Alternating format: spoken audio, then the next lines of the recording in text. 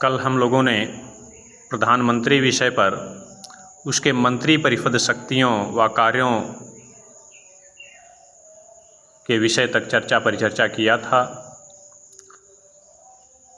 आज हम लोग उसके संसद के संबंध में शक्तियों से अवगत होंगे, राष्ट्रपति संबंधी शक्तियों से अवगत होंगे और साथ ही साथ हमने कुछ अन्य शक्तियों के अंतर्गत उसकी जो विशिष्ट शक्तियां हैं उसका भी अध्ययन करने का हम लोग आज प्रयत्न करेंगे। चलिए एक एक कर हम लोग बात करते हैं। पहला है संसद के संबंध में शक्तियां। इसमें पहले कहा गया है कि प्रधानमंत्री लोकसभा का नेता होगा, यानी कि वह लोकसभा का नेता इसलिए है क्योंकि लोकसभा का बहुमत उसके प्राप्त है। वह बहुमत दल का नेता है, इसलिए वह लोकसभा का भी नेता है। प्रश्न उठता है कि यदि वह लोकसभा से ना हो, राज्यसभा सदस्य हो, जैसे श्रीमती गांधी रही थी, मनमोहन सिंह जी रहे थे, तब क्या होगा? तो यदि वह राज्यसभा सदस्य है तो वह अपने मन मुताबिक मनपसंद किसी व्यक्ति को या अपने प्रतिनिधि के रूप में लोकसभा का नेता घोषित कर सकता है। फिर बात आ जाता है लोकसभा का विघटन, यानी प्रधानमंत्री के परामर्श पर ही राष्ट्रपति के द्वारा लोकसभा का विघटन, लोकसभा को भंग करने का कार्य संपादित किया जाता है।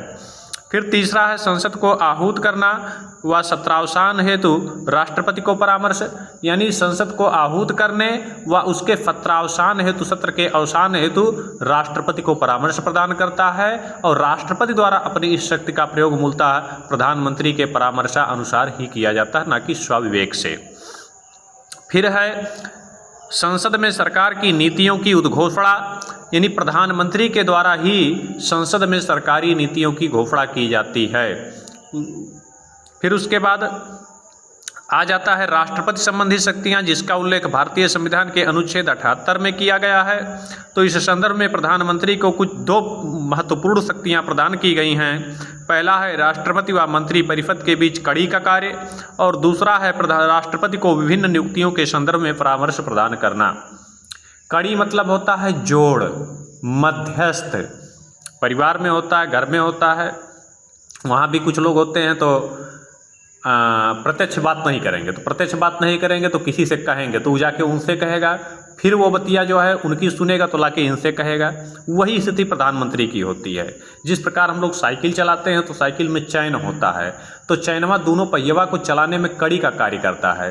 तो उसी प्रकार से यहाँ प्रधानमंत्री की भी स्थिति है। इस संदर्भ में उसको निम्न 3 दायित्व से प्रदान किए गए हैं। पहला है संघीय प्रशासन, विधि निर्माण व नीतिगत फैसलों के विषय में मंत्रिपरिषद के निर्णयों से राष्ट्रपति को संसूचित करे या अवगत कराए, यानी कि जो भी संघीय प्रशासनिक जो है मामले हों, विधि निर्माण संबंधी मामले हों व जो मंत्रिपरिषद के नीतिगत फैसले हों, इन समस्त निर्णयों से मंत्रिपरिषद के राष्ट्रपति को अवगत कराए, उसको सूचित करे।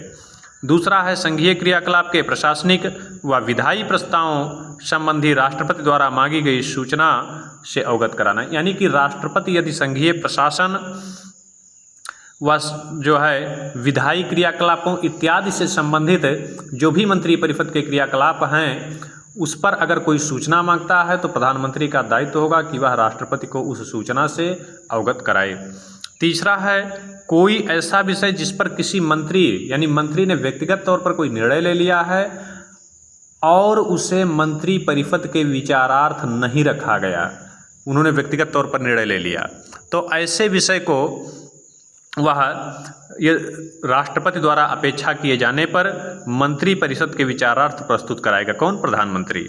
यदि उस पर मान लीजिए कि व्यक्तिगत तौर पर किसी मंत्री ने निर्णय ले लिया और उसको मंत्री परिषद के समक्ष सामूहिक तौर पर विचार के लिए नहीं रखा गया है, तो यदि राष्ट्रपति ऐसा अपेक्षा करे तो राष्ट्रपति द्वारा अपेक्षा किए जाने पर प्रधानमंत्री का दायित्व होगा कि वह मंत्री परिषद के सम्मुख उस निर्णय को विचार के लिए प्रस्तुत कराए। दूसरा है विभिन्न नियुक्तियों के संबंध में परामर्श। इस संदर्भ में आप देखेंगे तो राष्ट्रपति के कुछ नियुक्ति संबंधी शक्तियों को आपने पढ़ा था, विमुक्ति संबंधी शक्तियों को पढ़ा था। तो उस संदर्भ में मूलतः जितने भी नियुक्तियां उसमें से अधिकांशतः प्रधानमंत्री के परामर्शानुसार ही राष्ट्रपति के द्वारा संपादित किया जाता है। जैसे मंत्रियों की आप देख लेंगे तो उसमें भी प्रधानमंत्री के परामर्श अनुसार ही जो है राष्ट्रपति मंत्रियों की नियुक्ति करेगा। ऐसा तो नहीं है कि अपने मनमाफिक जिसको चाहेगा उसको मंत्री बना देगा, नहीं। फिर है महान न्यायवादी जो अटॉर्नी जनरल होते हैं, कैग नियंत्रक एवं महालेखा परीक्षक, वित्त आयोग के अध्यक्ष व सदस्य इत्यादि की जो नियुक्ति संबंधी राष्ट्रपति की शक्ति है वह मूलतः राष्ट्रपति प्रधानमंत्री के परामर्शानुसार ही अपने उस कार्य का संपादन करते हैं।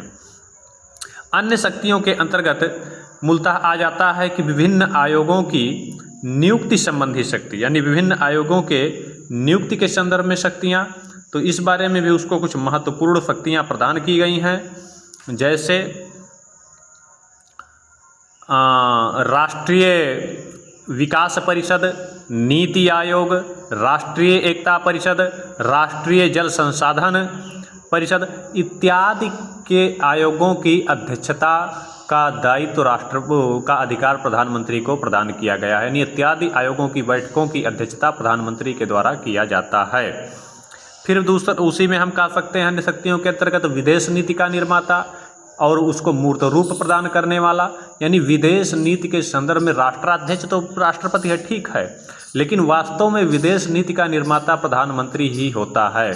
जैसे मान लीजिए कि आज रूस और यूक्रेन के बीच एक संघर्ष चल रहा है, अब उसमें इस संघर्ष में भारत का क्या पोजीशन होगा, भारत की क्या स्थिति होगी, भारत का क्या निर्णय होगा, इस संदर्भ में जो भी निर्णय होंगे, जो भी नीति होगी इस संदर्भ में वह प्रधानमंत्री के द्वारा ही जो है संपादित की जाएगी। फिर है तीनों सेनाओं का राजनीतिक प्रमुख। वैसे तो आपने पढ़ा है कि तीनों सेनाओं का सर्वोच्च सेनापति राष्ट्रपति है, किंतु वास्तव में राष्ट्रपति केवल संवैधानिक तौर पर उन शक्तियों का प्रयोग करता है, संविधान द्वारा उसको प्रदान कर दी गई। वास्तव में इस संदर्भ में राष्ट्रपति के द्वारा जो भी निर्णय लिया जाता है वह प्रधानमंत्री की अपेक्षा अनुरूप ही लिया जाता है। फिर है अपने दल का नेता, यानी प्रधानमंत्री चूँकि लोकसभा का नेता है इसलिए वह अपने दल का भी नेता माना जाता है। फिर उसके बाद चूँकि दल का बहुमत उसके पास है तो दल का नेता भी हो गया। फिर बात है संघ सरकार का मुख्य प्रवक्ता, यानी कि उस जो संघीय जो भी क्रियाकलाप होते हैं, जो भी विषय होते हैं, उससे कॉन्फ्रेंस के माध्यम से इत्यादि चीज़ों के माध्यम से सर्वप्रथम प्रधानमंत्री ही जो है देश को अवगत कराता है। जो भी महत्वपूर्ण निर्णय होते हैं उसमें सर्वप्रथम प्रधानमंत्री ही जो है देश को संबोधित करता है। जैसे मान लीजिए कि सर्जिकल स्ट्राइक का निर्णय था, नोटबंदी का निर्णय था, तो पहली सूचना आपको कहाँ से मिली? प्रधानमंत्री के द्वारा ही उस पर जो है संबोधित किया गया देश को। फिर उसके बाद इस संदर्भ में कभी कभी पूछ लेता है कि अब तक कितने प्रधानमंत्री हुए हैं जो पूर्व में मुख्यमंत्री भी रह चुके हैं, तो इस संदर्भ में आपको 6 नाम मिलेंगे, यानी अब तक 6 ऐसे प्रधानमंत्री हुए हैं जो पूर्व में प्रांतीय पदों पर मुख्यमंत्री के रूप में भी कार्य कर चुके हैं। अगर पूछ ले प्रथम प्रधानमंत्री जो मुख्यमंत्री रह चुका हो, तो यानी पहला प्रधानमंत्री जो पूर्व मुख्यमंत्री के रूप में भी रह चुका हो, तो इसमें मोरारजी देसाई का नाम आ जाता है। उसके बाद क्रमशः चौधरी चरण सिंह का नाम आएगा, फिर चौधरी चरण सिंह के बाद वीपी सिंह का नाम आएगा, फिर वीपी सिंह के पश्चात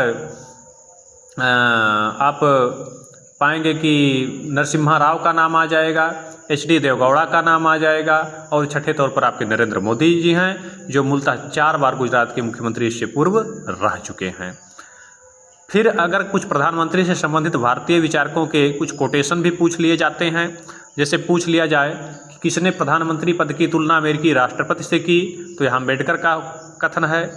अगर यह पूछ ले कि किसने कहा कि प्रधानमंत्री की शक्तियों को देखते हुए यह कहा जा सकता है कि वह कभी भी जो है देश का तानाशाह बन जाता है, तो यह टिप्पणी उसके पद के संदर्भ में KT शाह ने किया है।